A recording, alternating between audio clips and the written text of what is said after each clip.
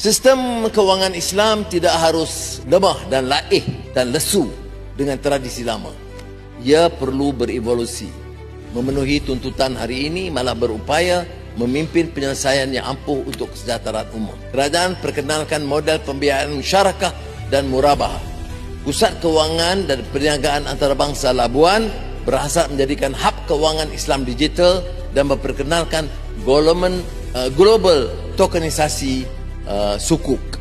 iTekad dengan dana padanan RM35 juta diperluas daripada usahawan mikro kepada penerima yang ingin meningkatkan kemahiran mereka untuk pekerjaan.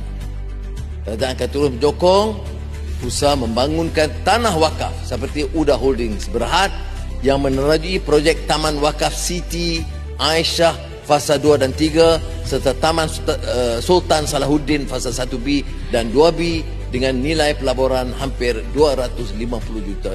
SME Bank menawarkan pembiayaan hingga RM100 juta kepada PMKS halal. SJPP meningkatkan jumlah jaminan kerajaan bagi pembiayaan PKS halal sehingga RM2 bilion ketimbang RM1 bilion tahun lalu.